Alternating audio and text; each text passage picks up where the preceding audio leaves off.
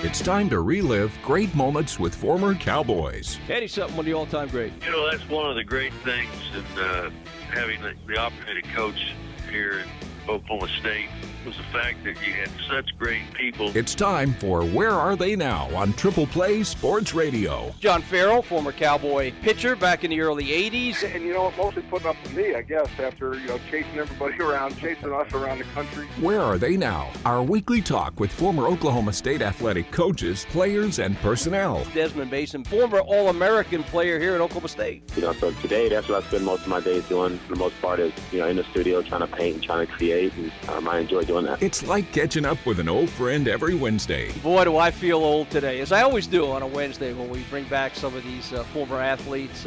We're talking with Houston. Sure did. Had a great time. That was of course, my mom and dad went to school there. My brother, Dickie, as you mentioned, went to school there. And, of course, we both met our wives right there in Stillwater, Oklahoma. Now your host, ready to take a stroll down memory lane, here is Tom Dorado. Well, thank you very much, and welcome once again to Where Are They Now? And as we preview the last hour, joining us today from out in Anaheim, California, Andrew Heaney, who I feel like, I don't want to embarrass him, but I was telling him before we went on, he turned in one of the most dominating years I've ever seen from the mound back in 2012, and obviously people saw the same thing because he was a number one draft pick for the Miami team that year and went over to the Angels in a trade. I want to get to that here in a little bit, Andrew, but long story short, let's start out with certainly sad news, and it's still got to be raw emotion for you and your teammates, but the death of Tyler Skaggs, who was a dear friend of yours.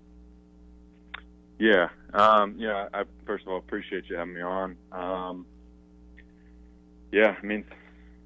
Something that unfortunately I've been around as far as losing a teammate, but it never something like this, never someone as close as this, someone that, was genuinely my best friend, somebody that, that I've been with day in and day out for the last 5 years, a guy that I leaned on in tough times, a guy that I enjoyed celebrating with in the good times, and it still didn't quite feel real, but I enjoyed every second that I had with him, and wish I could have had more. You and I talked yesterday. How in the world does a manager, in this case Brett Ausmus, how does he relay horrific news like this to a team? Obviously you didn't play that night, but kind of take us back to how it all came down. Yeah, we just we got informed before the buses from the hotel took off, and they put us all took us all into a banquet room in the hotel and gave us the news, and obviously it was just one of those things where it just kind of hits you, and you don't really know how to react. You don't know what to believe. It had to be, and it affected so many people. I know Trout said this, and he said probably 100 people could say he was my best friend. That's probably the way Tyler relayed to people. But let's face it, these things just don't go away. We're a week or so away from it, but it lingers with the team. How do you think this will affect the team the rest of the way? I think in situations like this, everybody handles it differently. Mm-hmm. Everybody deals with it in their own personal way. Everybody has their own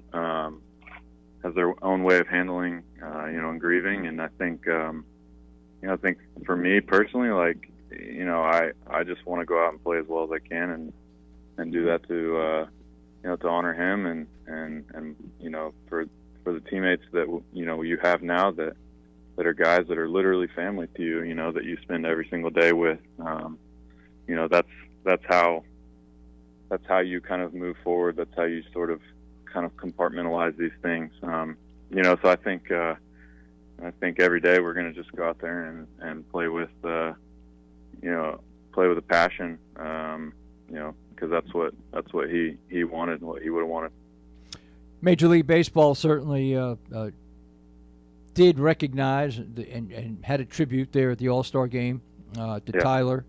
And I thought that was a very poignant moment, the moment of silence, yes, but Trout and LaStella wearing his numbers, 45, and, of course, black patches for everybody on each team and the umpires as well. That was memorializing a guy who obviously, and you may mention this to me last night, and I don't know if you had the exact number or not, but he kind of played for and with a good many of the teams, huh? Yes, I had heard that of the 30 teams in MLB, he had either been a teammate of or been coached by somebody who's on 28 of the 30 teams. Wow. You know, and it's like that's how far-reaching, his impact was just in the game of baseball. And, I thought Trout said it perfectly last night. He had an interview where he said, Skaggs was always aiming to be an all-star. And honestly, last year he had a great first half. He had a sub-3 ERA. Was our best pitcher for the first half of the season. And really, before an injury kind of derailed his season, was having an amazing year. A lot of guys really thought he was the next guy that would have made the All-Star team last year. So, for Trouty to kind of say that, he was wearing 45 for Skaggs and, because he, deserved to be at that All-Star game, I thought that was really, really awesome. Tell us what he was really like. I mean, we see guys on TV, we see him start a game. We really don't know the individual, but what was he like? Man, he was definitely outgoing. Always brought the energy. He was the guy like in the clubhouse or on the team plane. Was always playing the latest music. Was always the one that kind of I don't want to say stir the pot, but like get the conversation going, really get guys kind of like fired up and everything. I think that me and him kind of worked well because I'm sort of the opposite. I'm pretty. I'm pretty laid back and a little bit more of an introvert. So I think both of us kind of fed off each other a little bit and made each other better in that way. And he was always the life of the party, man. He always brought the energy. Another tragic part of the story, he had a young wife, I guess, and I don't know how many years they were married, but not to mention his immediate family who were stunned by the news. Have you been able to stay in contact with those individuals, or do you see your role as doing that? Yeah, I've talked and seen his mom, Debbie, and been my wife and I have been with Carly. They were such a huge part in his life and a part of, if you knew him, you knew them because that family was close. They're all out here in California, and my heart goes out to them. I know, I don't even know how they process it or how you move on from something like this. It's really difficult, and we love them. Their family has always treated Jordan and I, my wife Jordan and I, with open arms and really honestly treated us like family. So it just, my heart aches for them. You came up with your own form of tribute to Tyler Skaggs in your last outing, and it was a designed first pitch to the batter. Everybody was in on it. The Springer from Houston and your catcher, and, of course, the umpire, who I thought, I'm saying this and not you, but I thought he could have called it a strike, but he didn't. But you did throw. Yeah. I mean, sinker is what you live off of, Heaney, and it's not necessarily that big old looping curveball. Yeah, I told Garneau, our catcher, I said, hey, I'm gonna throw a big curveball out there because for anybody that didn't know, Tyler hadn't ever seen him pitch. I mean, that was really his calling card. He had a great curveball, something that he was really proud of. He would let people know and how good his stuff was. And really something that when you watched him pitch, that's really what made him stand out from everybody else. And so I told our catcher, I said, hey, I'm going to kind of flip a curveball in there for him. And I told him to tell Springer, I said, hey, tell him if he wants to swing, he can swing. I'm not going to tell him not to. And obviously, George being a really stand-up guy, went ahead and took it because I know how good of a player he is. He could have hit that thing if he wanted to. So, I really appreciate that. And then, I didn't even know that the umpire had called it a ball until I got in after the half inning, and somebody was kind of joking with me about it. And I think it was kind of fair. I understand if I can't tell them that I'm flipping one in there and expect to just get a free strike. We're all competing out there, so I thought it was fair all the way around. Did you get a positive reaction and a lot of reaction to that tribute? Yeah, there was a lot of reaction, and it was all positive. I think people really understood it, and I think for me it just kind of felt right in the sense of me and him we're always going back and forth about my slider versus his curveball and what was nasty, like teammates do, like competing with each other, and I thought it was just kind of a great way to kind of honor him, and I'm glad that it turned out the way it did. Well, we hope everybody involved will be able to move on the best they can, and certainly will never forget him for sure, including yourself. I want to change gears a little bit here. What was your reaction? I'm sure you saw Verlander's comments about the home runs and the ball and all that. I mean, most pitchers I know would never say they threw one up there, a cookie, and the guy hit it out. So it had to be something, the bat, the ball. But what did you think of Verlander's comment? As far as the ball being juiced,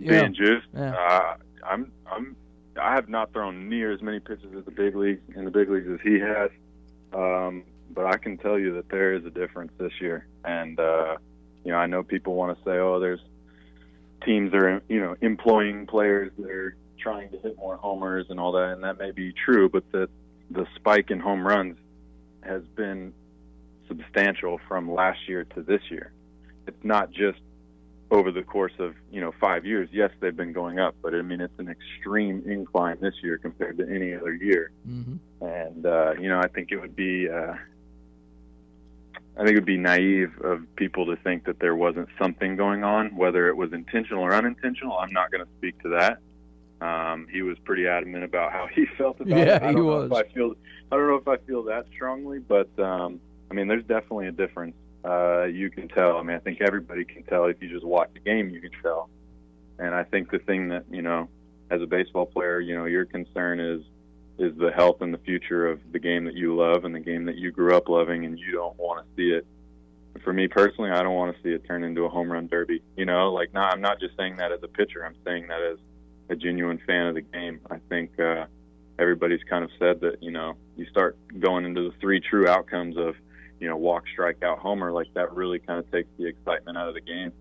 And, I think with any home run that just creeps over the fence, how exciting that is. I think a home run that just misses and gets caught on the warning track, to me, is just as exciting. I think that brings just as much action, more guys tagging up with runners on. That brings more action there. And, I personally, I just don't want to see the game turn into a pseudo home run derby, Can you feel a difference in the baseball this year? I mean, that sounds like a dumb question, but is there, other than the result at the end, can you see a difference? So there's been some people say they can feel how hard. I mean, I can maybe could tell a little bit of difference. For me, it's just how it reacts off the bat. And people have been saying basically that what's happening, in their opinion, and what some of the articles that I've read and everything is that the baseballs are more, the leather's a little bit smoother. You can feel that, so it doesn't have quite as much drag through the air, and that the ball is more symmetrical to the core. So not just its roundness, but also its the center is dead in the center, so that when it spins, there's no wobble in it. There's not even the slightest bit of wobble. So it's gonna carry more. And I feel like I see that. Like I said, I'm not here to make a definitive answer as far as what the difference in the baseballs are, but I definitely can tell it. Don't you find it ironic? We're talking about balls to perhaps being juiced and going out with increased regularity, but yet this is a time in baseball on all levels where the strikeouts are pretty prominent, and that's certainly key for you because you're a strikeout guy. Yeah. I mean, I definitely think that comes from an approach from the hitters, and also it comes from an approach from pitchers as well. I think that you can't just paint it all with one brush. I think that there's a lot of different nuanced things that go into it. But, just like, if they were to make the rim bigger in basketball, guys would shoot even more threes because they know they're going to go in more frequently. Why would you ever shoot a two if your chances went up at shooting a three? You kind of see the same thing sort of happening in basketball, just with the the offenses the way that they play now as well. And so I think part of it is strategic. I think part of it is just kind of a reaction to what's been happening over the last probably 5 or 6 years. I was not aware of this, and you made me aware that obviously you didn't know Tyler Skaggs until you got traded over to the Angels and joined the rotation there, but you had a common bond with the Tommy John and all that. But I didn't realize you were traded twice on the same day. Yeah. What, you went from Miami to the Dodgers, and the Dodgers traded you to the Angels on the same day during the offseason. Is that correct? Yeah, so it was I got a call from our general manager with the Marlins. He told me I was being traded to the Dodgers, and for my wife and I, that was pretty exciting. I mean, either I'm in the big leagues and I'm pitching for the LA Dodgers, or I'm in AAA and I'm going to be at home in Oklahoma City. So yeah, it was kind of a cool prospect at that point. And then it couldn't have been but maybe 10, 15 minutes later, I got a call back from the GM of the Marlins, Mike Hill. He called me back and said, "Hey, just wanted to let you know the Dodgers are trading you to the Angels." I was like, that's interesting. And so he's like, be expecting a call from the Angels. And so our general manager at that time for the Angels was Jerry DiPoto. He gave me a call and said, "Hey, wanted to let you know you're an Angel. We traded Howie Kendrick over to the Dodgers and got you from the Dodgers, so you're with us now." So I actually never even heard from anybody with the Dodgers, never talked with them. So I think it was all kind of, in the MLB, there's not really three-way trades necessarily. It's kind of more of a, step-by-step process instead of all in one kind of thing. So just jumped a step there and went straight to the Angels. You have been a steady member of that rotation for the Angels when healthy. You fought the arm issues for a couple of years. Where are we right now? You've just kind of gotten back into the flow of things in the last couple of weeks. Yeah, I'm doing well. Just kind of your normal wear and tear throughout the course of the season, and I've kind of have a rough go of it. It's definitely not easy in today's game for me to, especially for me to stay healthy, and I'm trying everything I can to kind of change all the different aspects, but it's been a grind. But I'm healthy now, and I'm feeling good, and hoping to finish the season strong. We got an unbelievable offense on our team right now. So really, for us as pitchers, it's just kind of holding down the leads that we get, and trying to win every game we can. I got to ask you, what's Trout like? I mean, this guy's bigger than life around the country, but what is he like when you see him every day in the locker room? He's a kid, man. Like he really is. He just enjoys himself. He's a great person, a good friend. Just really humble. Really really straightforward with people. No, there's no extra baggage with him. He's surrounded himself, not only with his family but with his wife and the people that he hangs out with. He's just got good people around him, and just seems to always, make the right decision, do the right thing. Just, you know what I mean? Like, just a really stand-up guy. And I think not only are we lucky to have him on the team, obviously with the way he plays on the field, but honestly in the clubhouse, off the field, you couldn't ask for a better guy. You guys have plenty of competition in your division for sure. Looking at the, and obviously we're more than halfway through statistically, but you still got, a realistic shot at a wild card, I would think. Yeah, we definitely we need to get it going. We need to turn it on in the second half. We were missing Upton and Ohtani for most of the first half, and Simmons and myself, I missed first couple months, and so I think we really haven't seen what our team is capable of. our offense, obviously, in the last about, couple weeks, month now, is really taken off and shown how good they can be. And like I said, it's really up to us pitchers to kind of carry our own weight and really just hold the leads that we get, because we get quite a few. So as long as we can hang on, then be in good shape. We mentioned this last night as we get ready to wrap this up with Andrew Heaney, but you were part of another, celebratory kind of a situation this year where you went to St. Louis and Pujols made his return to St. Louis. And crazy, what is it, 7, 8, 9 years since he's been there? I think it was 7 years. He came over here in 2012, obviously 2009, so 7 years. He hadn't been back at Busch Stadium since then. So it was really cool, man.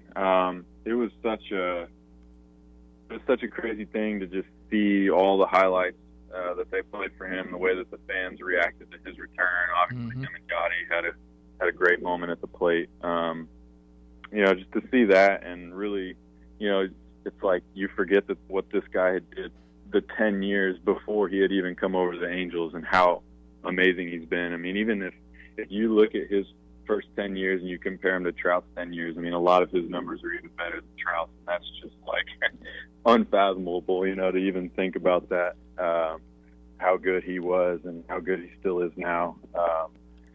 It was a really cool thing. It's something that I'll never forget, from purely just being a baseball fan, was something really cool to witness. Got to ask you quickly, even though you have a long-distance view, a Putnam City guy, but now a California guy, what are you thinking about the new stadium going up? We're eventually going to get in there. Maybe you'll get a chance to train in there during the off-season, because there'll be a place for former Cowboys. But what's your thinking on the new place?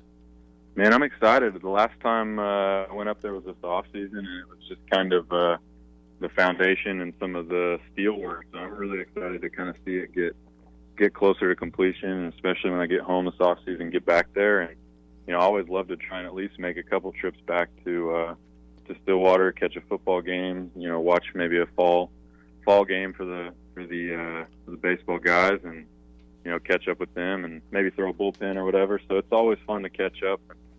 I'm excited about it. I know I've seen some pictures, some of the rendering, and talked with Josh a little bit about it. I know that they're ecstatic about it, so I'm just excited to see how it comes together. And I'm going to bring it full circle again. Your dear friend Tyler Skaggs, he was the guy who helped you through the common denominator of Tommy John. How much help was he to get you through those times when maybe you were thinking, man, woe is me kind of thing?